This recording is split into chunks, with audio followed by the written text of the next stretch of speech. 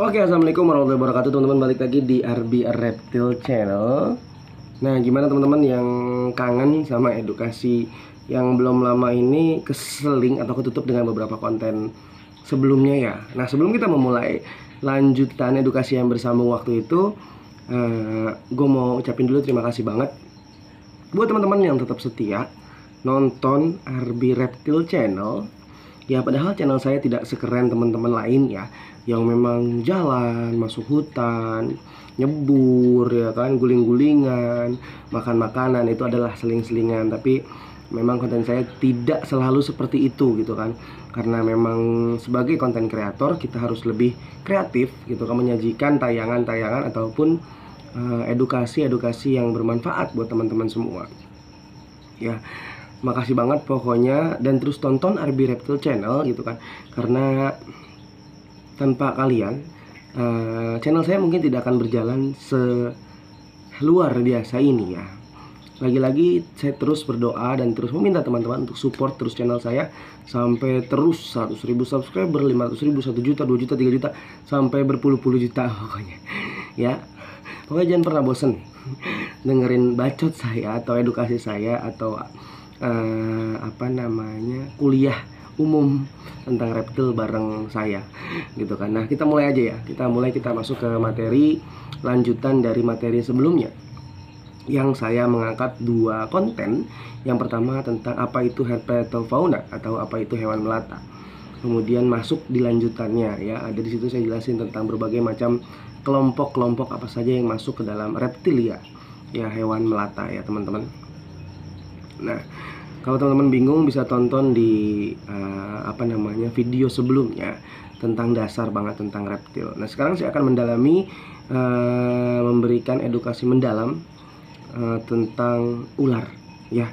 Kita akan fokus ke serpente. Nah, serpente ini artinya kelompok-kelompok dari ular ya teman-teman. Di serpente sendiri banyak lagi famili-familinya yang seperti saya jelaskan di konten sebelumnya, ketutup mungkin beberapa konten lain ya.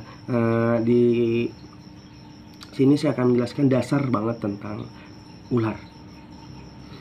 Yang pertama, jelas ular adalah reptil yang tidak memiliki kaki. Kemudian berganti kulit, pasti reptil tentunya. Kemudian berdarah dingin, itu sudah masuk dalam kategori ciri reptil yang paling umum. Kemudian tidak berbulu, kemudian tidak berambut ya. Kemudian kalau reptil ini ada sebagian orang menganggap bahwa ular ya, sebagian orang menganggap ular ini buta teman-teman. Ada juga yang menganggap ular ini melihat. Nah, begini, kita bisa tarik kesimpulan argumen ataupun jatuhnya itu statement tiap orang, entah berpedoman pada jurnal ataupun penelitian siapa. Kita bisa ambil kesimpulan dari melihat apa yang ular itu makan ya. Kita ambil contoh Pitonidae ya. Beberapa piton pada umumnya memakan segala sesuatu yang berdarah panas teman-teman, seperti unggas, mamalia, primata, kemudian pengerat atau rodent. Nah, kita bisa pastikan berarti piton lebih mengandalkan sensor panas dibandingkan penglihatan.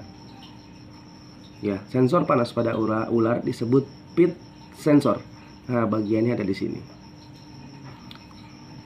Nah, kemudian ada juga ular yang makan reptil, makan bekicot, makan siput, makan ikan. Nah, makanan-makanan ini tidak memiliki suhu tubuh yang tinggi atau panas kita bilangnya ya. Berarti ular-ular yang makan di luar dari hewan berdarah panas, kita bisa pastikan mata dia berfungsi dengan cukup baik ya. Seperti ular-ular kecil yang memakan cicak, dia juga memakan reptil.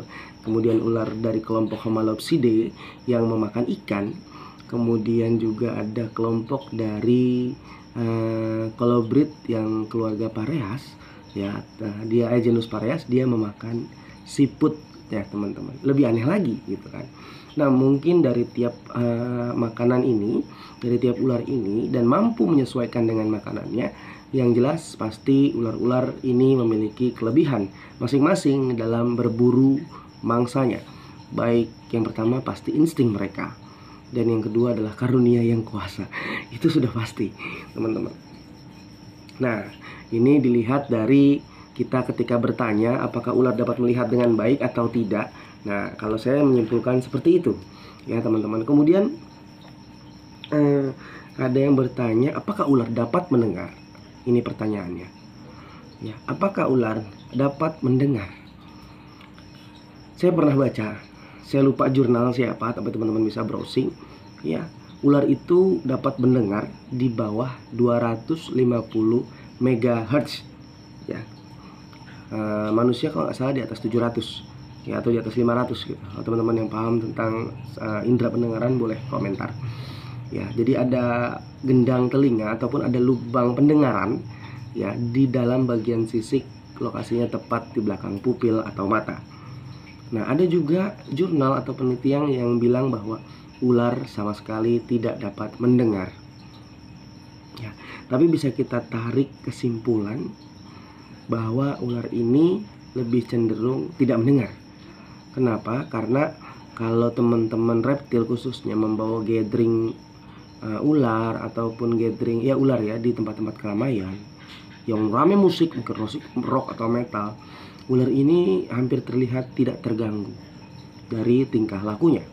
Ya, berbeda dengan keluarga kadal-kadalan ya, yang mereka merasa terganggu ataupun terlihat mendengar sesuatu ketika di tempat ramai ataupun di tempat yang frekuensi suaranya cukup keras.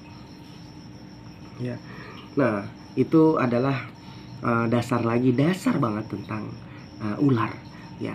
Kemudian gerak ular itu disebut dengan locomotion. Nah, locomotion ini adalah bukan dari depan, bukan kepala yang menarik badan, selainkan adalah otot ataupun rongga-rongga otot itu mendorong kepala ke depan.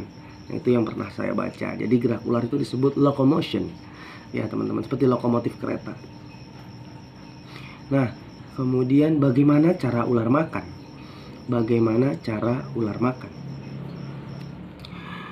Ada 3 cara ular dalam memakan ataupun mengkonsumsi mangsanya.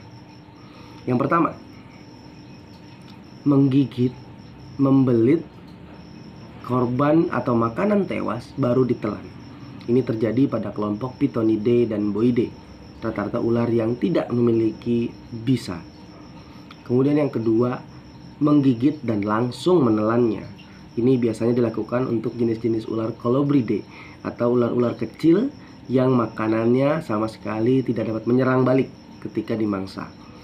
Kemudian yang ketiga, ini menggigit, melepaskan gigitan, menunggu si mangsa tewas, kemudian baru mencari mangsa itu, kemudian menelannya.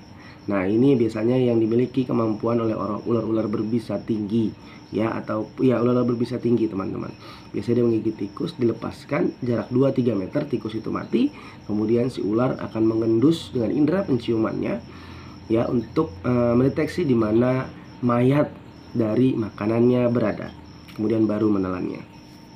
3 cara ular dalam membunuh ataupun menelan mangsanya.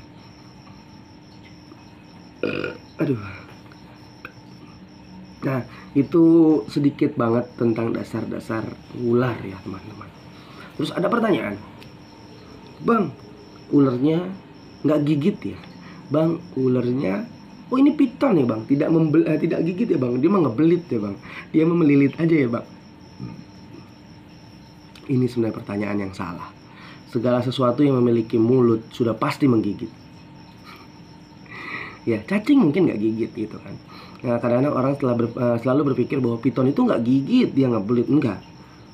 Caranya tadi sudah saya jelaskan. Dia menggigit, memegang mangsanya, membelit hingga mangsanya tewas, kemudian baru menelannya. Jadi dia tetap melakukan gigitan untuk memegang mangsanya. Jadi jangan pernah salah ketika berpikir piton hanya melilit, dia tidak menggigit. Aduh, salah banget. Dia tetap akan menggigit dulu, baru melilit mangsanya. Nah, kemudian juga ada banyak pertanyaan mitos-mitos teman-teman. Teman-teman yang punya mitos monggo ditanyakan di bawah. Saya akan buat di konten selanjutnya tentang mitos-mitos pada ular tentunya. Saya akan jawab semua pertanyaan teman-teman di kolom komentar. Ya, saya mohon banget, tanya saudaranya, tanya tetangganya, tanya teman, atau teman-teman punya pertanyaan yang belum terjawab sampai saat ini tentang mitos-mitos tentang ular, monggo ditanyakan di kolom komentar. Nah, itu ada tadi dasar-dasar banget tentang ular ya teman-teman. Terus, nah kemudian teman-teman juga banyak banget yang bertanya tentang ciri-ciri ular berbisa. Nah teman-teman, ada yang bilang warnanya cerah itu berbisa bang, warnanya mencolok itu berbisa bang, kepalanya segitiga itu berbisa bang. Terus sisik pada bagian ekor bawah itu biasanya 1 ruas bang, kalau 2 nggak berbahaya bang. Gini, kita jawab ya. Saya akan jawab dengan sangat mendasar, dan saya akan patahkan semua persepsi ataupun statement-statement yang tadi saya jelaskan. Ular yang cerah warnanya yang berbisa bang, kobra, hitam, legam, buluk kayak saya ya, berbisa, tinggi, bahkan mematikan. Terus kepalanya yang segitiga bang, welang, weling, mamba, taipan, kepalanya oval. Ular laut kepalanya pun oval. Mereka berbisa, mematikan. Ini lucu teman-teman. Kemudian yang sisik di bawah lubang kloakanya divide ya, undivided. Undivided itu 1 ruas. Kalau divide itu pecah 2. Kalau Selasma rhodostoma, ular tanah, sisiknya dia undivided atau teman-teman, atau terpecah 2 ya. Jadi semua statement itu tidak benar. Terus bagaimana cara membedakannya ular berbisa dan tidak berbisa? Anggap semua ular itu hewan berbahaya, pasti. Tidak berbisa pun dapat melukai, bahkan membunuh Anda ketika ukuran piton itu cukup besar. Terus harus wajib membunuhnya? Tidak. Karena pada dasarnya ular takut dengan manusia. Mereka menyerang biasanya akibat terdesak, merasa terancam, terinjak. Ular ketemu orang, dia akan lebih memilih kabur teman-teman, dibandingkan untuk menyerang Anda. Tapi gue pernah bang dikejar-kejar ular di sawah. Ular takut orang, orang ini takut ular. Ketika berpapasan dengan ular, orang ini kabur, dan ular juga takut orang. Ularnya kabur dan matanya tidak berfungsi dengan baik, larinya searah. Disangkanya ketika dia keluar dari sawah, dia laporan temannya, gue dikejar-kejar ular. Padahal si ular pun melarikan diri dari Anda, cuman memang searah. Itu yang biasanya terjadi. Serangan ular ataupun defense ular biasanya 1-2 kali jarak semeter, atau mungkin 60 cm, atau mungkin 1/4 panjang tubuhnya. Setelah itu ular akan melarikan diri. Ya, ini banyak mitos yang sering kerap kali terjadi di masyarakat, sehingga akhirnya ular menjadi sesuatu yang negatif. Yang pertama adalah pengetahuan tentang ular yang salah turun-temurun dari orang tua kita. Yang kedua adalah ular selalu menjadi peran antagonis di film. Nggak pernah ular jadi peran baik kecuali Fei Chuseng, siluman ular putih. Sisanya ular menjadi momok negatif, ancaman, petaka, dan lain-lain. Nah, itu sedikit ya teman-teman. Kita akan melanjutkan lagi di segmen selanjutnya. Masih banyak yang menarik tentang ular yang perlu kalian tahu. Karena tak kenal maka tak sayang. Jadi kalian harus mengenal ular ini dulu. Ular apa itu, bagaimana ular. Dan baru kalian bisa memutuskan untuk sayang dengan mereka. Benci boleh, tapi nggak usah dibunuh. Ya, tidak suka ular boleh, tapi tidak perlu membunuh ataupun membasmi mereka. Karena ingat, ular adalah binatang yang posisi rantai makanannya tepat di atas tikus. Dan tikus lebih banyak membawa virus ke manusia daripada gigitan ular berbisa. Sampai sini dulu, jangan lupa like, comment, dan subscribe RBR Reptile Channel.